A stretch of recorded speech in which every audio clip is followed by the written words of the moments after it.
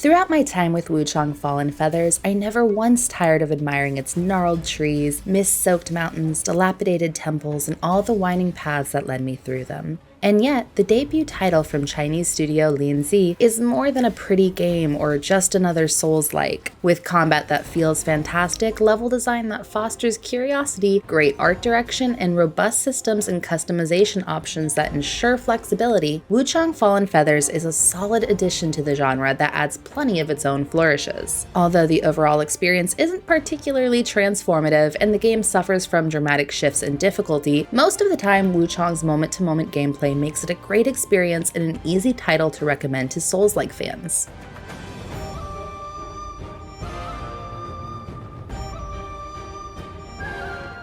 Set during China's Ming Dynasty, Wuchang Fallen Feathers weaves together history, mythology, and dark fantasy to create a story that, while not particularly novel, is still engaging and pushes the game forward. The game follows Bai Wuchang, a former pirate who finds herself washed ashore and marooned with a bad case of amnesia and a thought to be incurable affliction, feathering. Fortunately, Wuchang's case seems to be less aggressive than those around her, who are quickly succumbing to the disease that transforms them into ravenous monstrosities. Although a Souls-like in which a dark madness of sorts is spreading throughout the populace is hardly a new premise, Wuchang still manages to make the narrative engaging enough, and gently touches on the anxieties that come with witnessing a pandemic unfold in a way that I've found interesting, even if it's a bit surface level.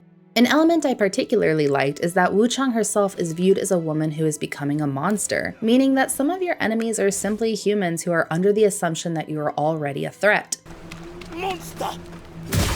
If Wuchang kills these enemies, her madness begins to slowly rise, adding a bit of flavor that shows how the disease is impacting her relationship to both her humanity and humanity as a whole. Wuchang's story will particularly appeal to those who find From Software's brand of storytelling maybe a bit too nuanced or lore-centric for them. While players who are eager to read item descriptions and take the roads less traveled will presumably get more from the story, Wuchang provides enough context through its NPCs and cutscenes to make its overarching plot fairly clear. Most would have lost their minds by now, yet you remain in control. Fascinating. That said, I did find it slightly disappointing that Bai Wuchang feels relatively insignificant in the story. As a pre-established character, I expected there to be more of this intricate web tying her to the game's narrative, or at the very least for her pirate upbringing to play more of a role. However, a serviceable story is really all Wuchang Fallen Feathers needs thanks to its fantastic gameplay. In Souls-like, satisfying combat is vital to a gratifying experience, and fortunately Wuchang's is fluid, fun, and most importantly, flexible. Most of this is thanks to the game's many systems, which, while numerous and a bit overwhelming at first, quickly begin to make sense, feed into one another, and offer up an identity built around a sense of precision and control. At the center of all of these is the Impetus Repository, which is Wuchang's fancy terminology for its skill tree. Like other Souls-likes, leveling up requires a resource obtained by killing enemies, and in this case it's called Red Mercury. But unlike other games in the genre, dying doesn't mean you drop your entire supply of it. Instead, you lose about 50%, which is far more forgiving and a very welcome shakeup. The game that immediately came to mind when I first opened the Impetus Repository and scanned over its many branches was Final Fantasy X. Though it might seem a strange pull, the repository bears striking resemblance to Final Fantasy X's Sphere Grid. While one branch of the tree is primarily reserved for health, potion, and general game mechanic upgrades, the other 5 branches each correspond to one of the game's 5 weapons: dual blades, spear, axe, longsword, and one-handed sword. As you unlock nodes, branches begin to sprawl out even further, and based on what I saw, you'd be pretty hard-pressed to completely fill it out. Fortunately, if you're the type who is eager to try out every weapon, and that is something that I strongly recommend you do in this game, completely resetting your skill tree is free and can be done at any shrine. In fact, I'd say that experimenting with weapons is almost mandatory, as each weapon behaves quite differently, has different actions, and asks players to commit to a certain playstyle. One-handed swords, for example, place importance on dodging and magic use, while dual blades feature the clash mechanic, which allows you to swing into enemy attacks to minimize the damage you take and fight back. Based on my experience, I think the game does tend to favor one-handed sword and longsword users, though that could just be my own perception based on my comfort level with them. However, it did strike me as odd that, while longswords and dual blades are very parry-focused, not all weapons can even execute the action. Depending upon the battle, this can be very, very frustrating. Regardless, parrying, dodging, and executing select actions dictated on your skill tree are all ways to build up Skyborn Might, which grants you the ability to cast spells and lash out with more powerful attacks. A small thing I love about the game's spells is that nearly all of them are gained after defeating an enemy, giving you a smug sense of accomplishment when you get to level a spell that was thrown your way at a new, unsuspecting enemy. Other systems include benedictions, which allow you to socket your weapons with upgrades, and temperance, which grants you temporary stat bonuses when you use this specific item in the world, kind of similar to activating a rune in Elden Ring. Lastly, there is one other mechanic that, while potentially detrimental, can give you a strategic edge if you're careful: madness. As Bai Wuchang takes down enemies and dies, her madness slowly rises, culminating in her spawning an inner demon. Once this happens, an evil and extremely aggressive version of Wuchang will greet you at the location you dropped your red mercury, ready to fight and possessing the groan-inducing ability to heal. Where the strategy comes in is in the risk-reward element that comes with madness. When Wuchang succumbs to madness, she will both dish out and take more damage. This can be extremely useful if you want to take a boss down a bit faster, but it does make it even more vital that you avoid taking hits until you manage to hunt down your demon and take her out.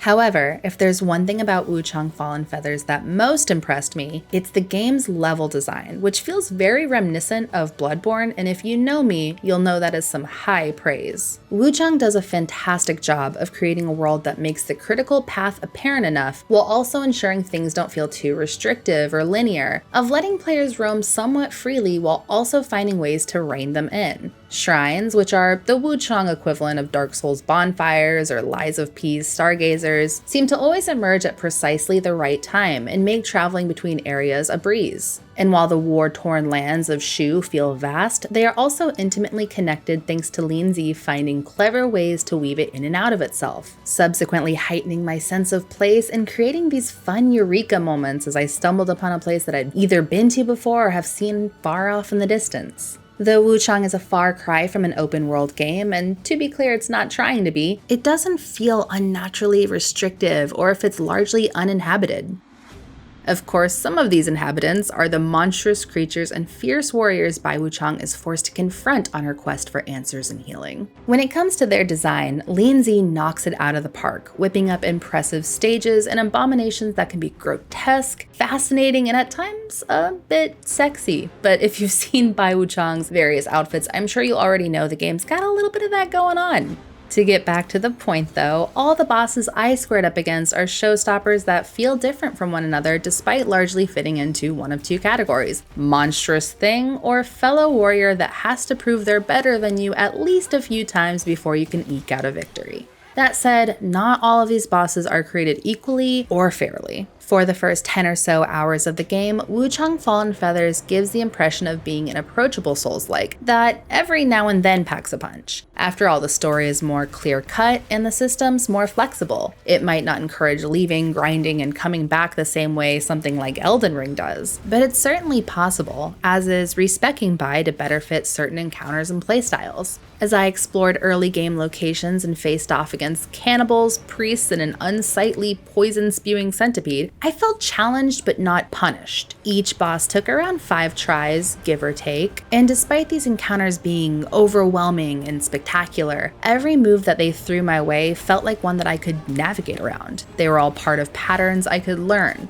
That was until I hit a particular boss who, for me, was an impenetrable wall. Eventually I bested her, hands sweaty but sanity mostly intact, and then things felt easy again, until I hit another difficulty spike. And so on and so forth. This back and forth threw a wrench into my sense of growth and progression, and after several battles that felt a bit unfair, it also exposed that the game's weapons, while in theory are different but equally viable, actually have some pretty notable disparities. Despite loving my one-handed sword and using it throughout most of the game's beginning hours, it's a weapon that lacks the ability to parry, block, or clash. Though I got pretty good at timing my dodges, I found that to be no substitute for having a proper parry, especially since certain bosses have such minuscule margins of error that missing one dodge nearly always led to me getting caught in a combo that would knock down the majority of my health, and finding the time to heal after that was next to impossible.